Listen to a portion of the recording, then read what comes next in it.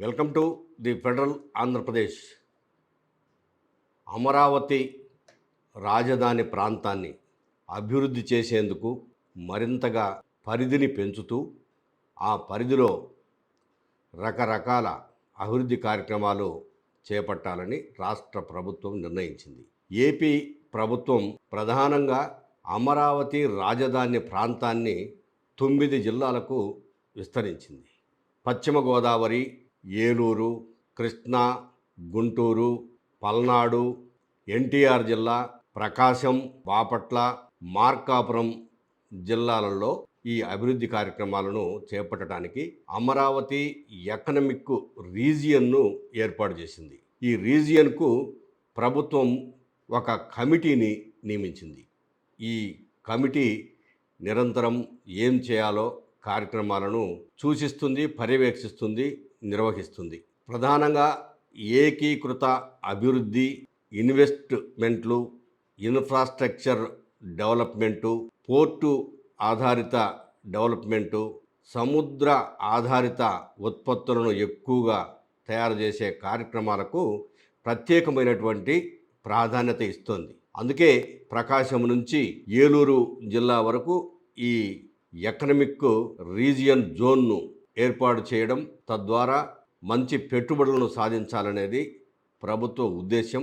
ఈ ఉద్దేశం ప్రకారం ఖచ్చితంగా ఎకనమిక్ రీజియన్ అభివృద్ధి చెందుతుందని ప్రభుత్వం భావిస్తోంది. ఇక ప్రధానంగా రెండవ అంశం, ఇప్పటికే కోవిడ్ కేసులు ఆంధ్రప్రదేశ్లో విస్తరిస్తున్నాయి. అనేక ప్రాంతాలలో అక్కడక్కడ కోవిడ్ కేసులు బయటపడినాయి. కడప జిల్లాలో ఎక్కువ కేసులు బయటికి వచ్చినాయి. ఇప్పటికే 8 కేసులు బయటికి రావడం, అందులో 3 చనిపోవడం, ఆ తర్వాత ఇప్పటికే హోమ్ ఐసోలేషన్లో చాలామంది ఉండటం కూడా జరుగుతుంది.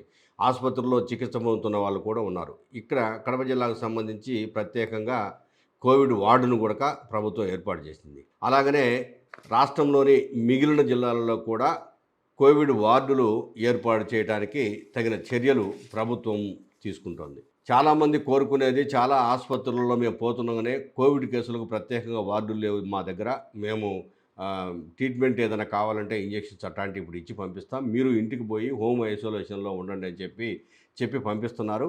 ఆ తర్వాత మళ్ళీ మా దగ్గరికి వచ్చి ఏదన్నా కావాల్సిన ట్యాబ్లెట్లు ఇట్లాంటివి ఇచ్చేవాళ్ళు కానీ చూసేవాళ్ళు కానీ లేకుండా పోతున్నారు. కాబట్టి మేము ఆసుపత్రిలోనే ఉండి వైద్యం చేయించుకుంటాం, తప్పనిసరిగా మాకు ఇక్కడ కోవిడ్ వార్డును ఏర్పాటు చేయాలి, అందులో ఆక్సిజన్ కావలసిన ఎక్విప్మెంట్స్ అంతా ఉండాలి, మెడిసిన్ కూడా ఉండాలని చెప్పేసి ప్రజలు కోరుకుంటున్నారు.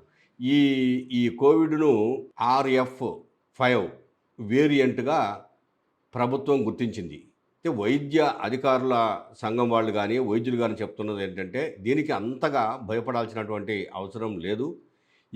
ఈ వేరియంటు రెండవ దఫా మనకు కోవిడ్ వచ్చినప్పుడు వచ్చింది కాబట్టి దీన్ని మనం అధిగమించాము. అయినా కూడా మన జాగ్రత్తలో మనం ఉండాలి. ప్రధానంగా జలుబు చేసిన వాళ్ళు, అట్లాగే దగ్గు, జ్వరంతో ఉన్నవాళ్ళు కఠినమైనటువంటి చర్యలు తీసుకోవాలి. నిర్లక్ష్యంగా ఉంటే ప్రమాదము ముంచుకొచ్చే అవకాశం ఉంటుందని చెప్పేసి వైద్యులు తెలియజేస్తున్నారు. వైద్య ఆరోగ్య శాఖ మంత్రి ఇప్పటికే ప్రకటించాడు, మీరు ఎటువంటి ఇబ్బంది పడాల్సిన అవసరం లేదు, జాగ్రత్తగా ఉండండి, మేము దానికి అన్ని తగిన చర్యలన్నీ తీసుకున్నామని చెప్పేసి చెప్పాడు. అయితే కమిషనర్ వీరపాండ్యన్ మాత్రము కేసులు పెరుగుతున్నాయి, ప్రజలు జాగ్రత్తగా ఉండండి, ఇప్పటికే 4 చనిపోయారు, మొత్తం 12 కేసులు నమోదై ఉన్నాయి, ఇంకా 1 by 1 కేసులు నమోదవుతున్నాయి, ఈ పరిస్థితి నుంచి మనము అధిగమించాలంటే ఖచ్చితంగా తగిన జాగ్రత్తలు తీసుకోవాలని చెప్పేసి కోరుతున్నారు. ఇక ప్రధానమైనటువంటిది ఆంధ్రప్రదేశ్లో మూడవ అంశము, ఉద్యోగులకు ప్రభుత్వానికి మధ్య చర్చలు.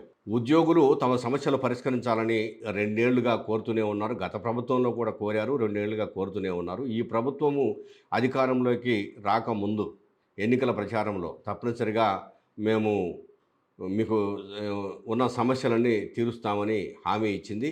అయితే ఆ ఇచ్చిన హామీలలో ఇప్పటివరకు ఏదో 1-2 తాత్కాలికమైనవి తప్ప ప్రధానమైనటువంటి అంశాలు ఏవి ముందుకు నడవడం లేదు. కాబట్టి వీలైనంతవరకు మా సమస్యలు పరిష్కరించండి అని చెప్పేసి అమరావతి జేఏసీ తరఫున బొప్పరాజు వెంకటేశ్వర్లు, మిగిలిన వాళ్ళు, అట్లాగనే ఎన్జిఓస్ అసోసియేషన్ తరఫున నాయకులు కూడా ఇప్పటికీ 1-2 సార్లు ముఖ్యమంత్రిని కలిశారు, తమ సమస్యలను వివరించారు. అట్లాగనే ప్రభుత్వ ప్రధాన కార్యదర్శి సాయి ప్రసాద్ని కూడా కలిశారు. వాళ్ళ సమస్యలను వివరించారు. ఈ మేరకు ప్రభుత్వం జాయింట్ స్టాఫ్ కౌన్సిల్ మీటింగును ఈ నెల 21వ తేదీన నిర్వహించడానికి నిర్ణయం తీసుకొని తేదీని ఉద్యోగ సంఘాలకు తెలియజేసింది. అంటే రేపు ఈ జాయింట్ స్టాఫ్ కౌన్సిల్ మీటింగ్ జరగబోతుంది. ఈ మీటింగ్లో మా సమస్యలను పరిష్కరించే దిశగా ప్రభుత్వం అడుగులు వేస్తే మేము ఉద్యమము రూపాన్ని ఉపసంహరించుకుంటాం, లేకపోతే మా ఉద్యమాన్ని ఉధృతం చేస్తామని చెప్పి చెప్తున్నారు.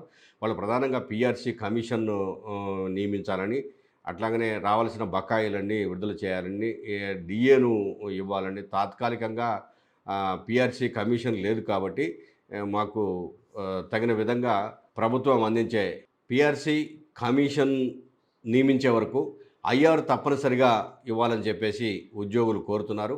అదేవిధంగా మేము ఎప్పటి నుంచో పాత పెన్షన్ విధానాన్ని ఇవ్వాలని కోరుతున్నాం. కానీ 2004కు ముందు నోటిఫికేషన్ వచ్చి ఆ తర్వాత నియామకం జరిగినటువంటి దాదాపు 10,000 మంది పైన వాళ్లను పాత పెన్షన్ స్కీమ్ కిందకు తీసుకోవటం హర్షణీయము. దాన్ని మేము అభినందిస్తున్నాము ప్రభుత్వాన్ని. అదేవిధంగా ఇప్పుడున్నటువంటి సిపిఎస్ ఉద్యోగులను కూడా పాత పెన్షన్ విధానంలోకి తీసుకుపోవాలని చెప్పేసి ఎన్నో ఏళ్ళుగా మేము కోరుతున్నాము. మా మొర ఆలకించిన వాళ్ళు లేరు. గత ప్రభుత్వం ఏదో మధ్యస్థంగా ఒక పథకాన్ని రూపొందించామని చెప్పారే కానీ అది కూడా అమలులోకి రాలేదు. పాత పెన్షన్ విధానం కొనసాగించాలని ఉద్యోగులు డిమాండ్ చేస్తూ 21వ తేదీన జరిగే సమావేశంలో ఉద్యోగ సంఘాలకు, ఉద్యోగులకు అనుకూలమైన నిర్ణయం ప్రభుత్వం తీసుకుని సమస్యలు పరిష్కరించాలని కోరుతున్నారు.